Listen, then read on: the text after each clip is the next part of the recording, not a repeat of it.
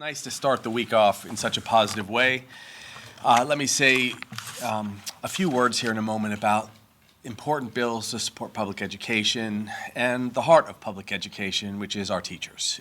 So we're going to be in absolute support of them from start to finish, but I'm also really grateful to be joined by our education leaders at the Ledge. So we are going to have Senator Kim. Wonderful to be with you. Thank you for handling two enormous committees. So much work. I was sharing with Senator and Rep. They do the work. You know, we are honored to come and sign bills and to be supportive and show where we are as an administration, but their huge lift with Will and his policy team is the work. So thank you for all that. It's been great to see you. Thank you for all the advocacy and education, and also for Maui. You know, you guys went through so much. Thank you for fighting for school dollars for new buildings. Phenomenal.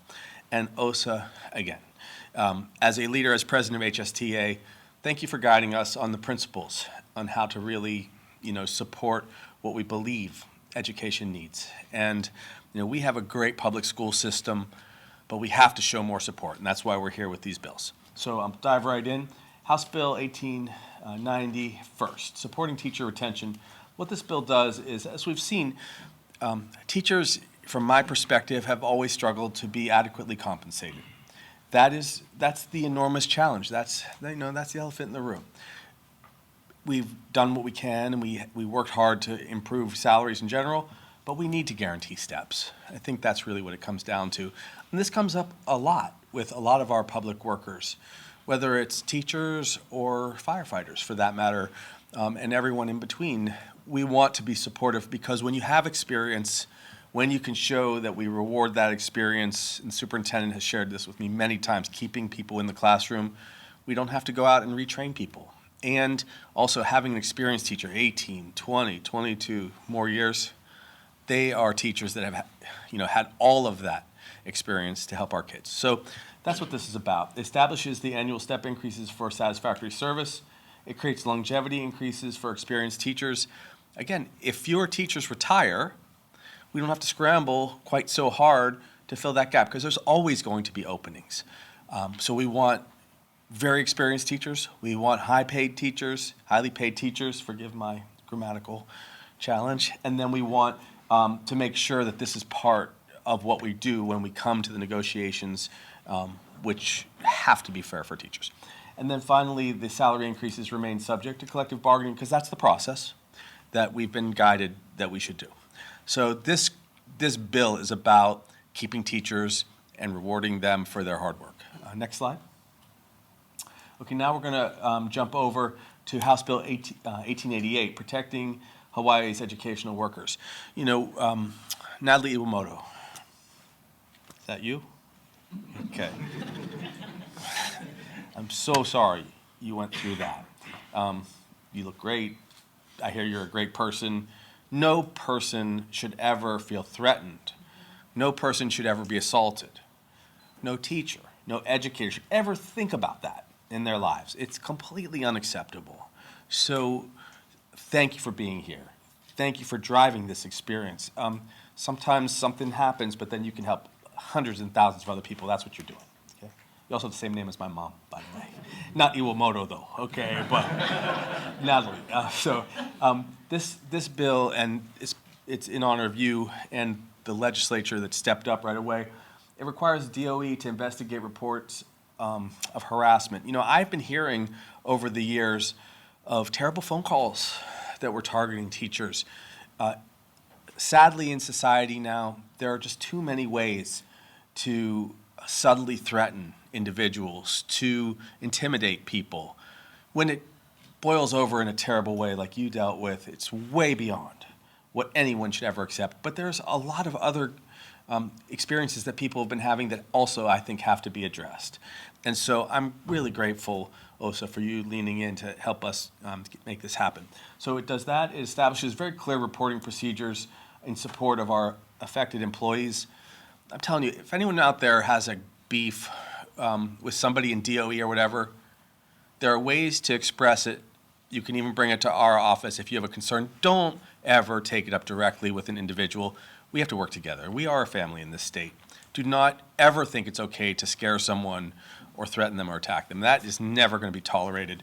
So here we are. We're going to have annual harassment prevention training also, because just being aware. We, by the way, went through this a couple years ago with emergency personnel. I think it was people that worked in the hospital and then medics also. They were having similar problems. So this is a society-wide problem, but it can never happen to our educators. So I'm grateful for these bills. You guys were really great. I think that might be our last slide here before I turn it over to our experts. Okay, there's other consequences here. If you harass any of our educators, we're going to hold you to account. And so the Attorney General is going to come in a serious way. They will help us with temporary restraining orders. Don't even think about doing this. We will expand the harassment law to also include just disruptions. Our students and our teachers deserve to have a safe place, and they have a lot of work to do. It is hard to educate kids now. There's distractions everywhere. The last distraction we should ever have is one of violence. And then finally, we're going to be very clear what harassment looks like, and it's going to be a misdemeanor. You're going to get busted. If you ever get near Natalie or anybody else, you're making a big mistake, okay? So I think Osa and I will be between you and that person before that happens. So please don't do that. Let's move on. Let's move on in a smart way with this bill. So thank you, guys. Last slide, I think, is just mahalo to everybody. That's I think, our Teacher of the Year award. I can't believe we let Takumi get in a picture, but it's the teachers have been wonderful. We have these incredible educators that are spending extra time training. That's what they should be worried about. They should be getting extra credentials. They should be getting good salaries. They should be doing extra programs for their kids in school. They should never be worried about their own safety. And so I'm so grateful to Senator Kim, Representative Woodson, and all of your committees. Mahalo.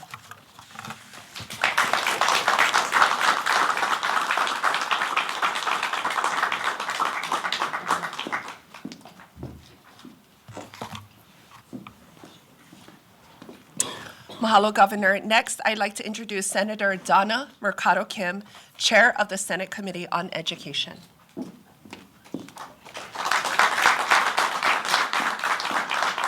Morning. Thank you, everyone. If education is the ultimate equalizer, then our teachers are the equalizers. Where would we be without our teachers?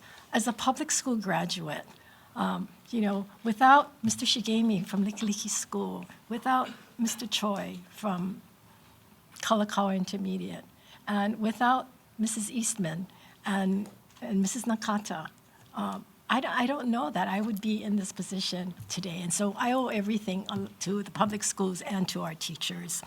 As the governor said, House Bill 1890 supports our teachers' recruitment. It supports their retention by providing automatic step increases. For everything that our teachers do in the classroom, for every single day that they're there, they're surely underpaid. They educate, they mentor, and they do go out of their way to make sure our students succeed. And while this bill does not have any funding, they still have to negotiate, this bill sends an important and a loud message to our teachers. What this bill says is that we recognize you and your value, teachers. We appreciate your commitment, and we support you. Teachers don't go into teaching for the money. They go into because they believe and they want to support our children. Passion goes a long way, but passion does not pay the bills. It does not pay the mortgage. It does not pay the rent. It doesn't put food on our table. And it doesn't keep up with all of the increases in the economy and the high cost of living. And so we need to recognize that. We need to send that message to our teachers, and that supporting our teachers is not an expense. It's an investment. It's an investment in our children. It's an investment in our communities throughout the island. This is a decade-long priority by the HSTA, by so many educators, over the years, and I want to shout one out for a former teacher, a former principal, former CAS, former HSTA member, and Mahi, who really wanted to be here today, but because of health reasons, she cannot join us. But it's like her and all of you who have fought for so long to get this here today, and I'm so proud, and I'm so happy. And my colleagues, I thank my colleagues in the House as well as in the Senate for making this bill possible. And I want to thank all the advocates, HSTA, and all of you here who had a hand in this measure. And Governor, thank you very much for signing this measure. It really means a lot to our teachers and to all of us. On House Bill 1888, on our education work safety bill, every educational worker deserves a safe and respectful, supportive workplace so that they can focus on teaching our kids and helping our students succeed. This bill strengthens the protections against harassment, intimidation, and workplace threats, and it helps ensure that our educators and school employees can perform their duties without any fear. And I really appreciate the advocacy of Lindsay Chambers. Lindsay, can you just stand up? Yeah. And I also want to recognize Natalie Iwamoto. Natalie, please stand up. You know, these two individuals experience workplace harassment and assault. They are examples of why this bill and these protections are so important for our educators and our school employees across Hawaii. When we protect our educators and we protect our school staff, we create a safer, more positive learning environment where our keikis can thrive. And so again, thank you, all the advocates, for this measure. It took us 3 years to pass this bill, but we finally did it, so thank you.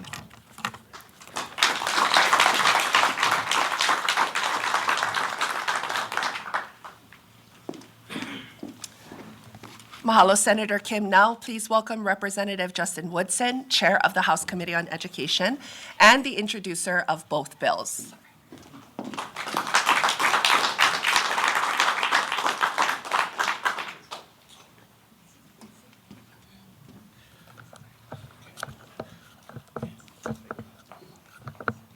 Thank you, Makana. I want to first thank some people that were involved in this endeavor, including the Governor's Office, our AGs, the Department of Education, the House, the Senate, HSTA, and our testifiers that really drove home the point as to why these two policy solutions were so desperately needed. These two measures together reinforce our commitment to Hawaii's education workforce and to the educators who dedicate their lives to helping our keiki thrive.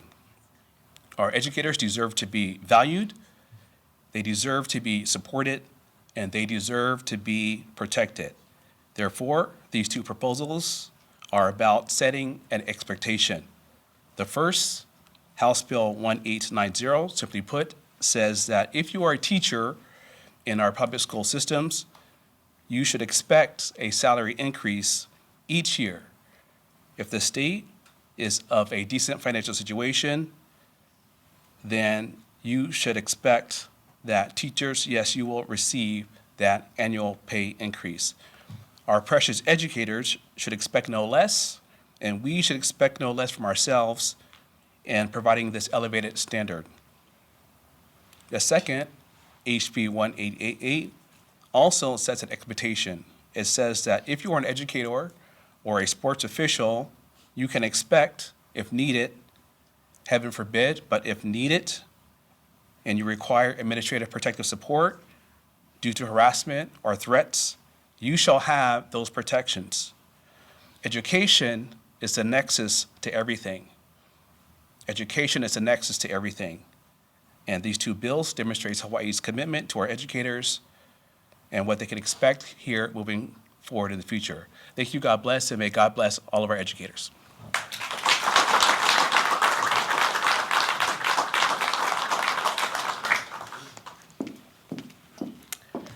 Mahalo, Representative.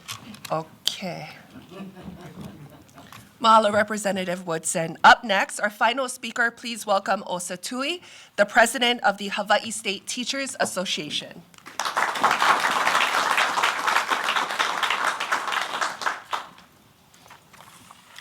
Aloha and mahalo. I'd like to thank Governor Green for signing these two bills today, which caps years and years of effort to improve our public schools by helping us to recruit and retain educators for Hawaiʻi's keiki. House Bill 1890 has been a multi-year effort since it was first introduced in 2016. It simply asks to put Hawaii in line with school districts across the country, where step increases on the salary schedule happen annually. Our beloved HSTA teacher lobbyist, Sarah Milianta-Laffin, who helped see this bill through to completion, would have loved to have been here today. Sadly, after 10 years with the Hawaii Department of Education, she relocated 2 weeks ago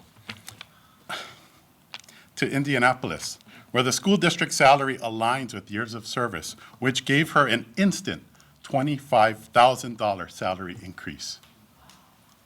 When people wonder why Hawaii struggles to recruit and retain educators, lagging compensation is a major reason why. Our compensation needs to be competitive and to attract and retain the best teachers for our keiki. Mahalo to Senator Kim, Representative Woodson, and the entire legislature who unanimously approved this bill this session.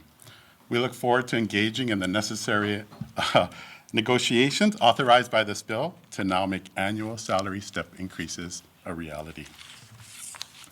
House Bill 1888 has also been a multi-year effort, born out of the craziness of COVID, but an issue that has been pervasive much longer for workers in Hawaii's school system who have been dealing with harassment as educational employees. I want to especially thank Lindsay Chambers and teachers, Inger Stonehill, Sean Whitwer, and Amy Takaki, may she rest in peace, who continued to advocate for this bill over the years.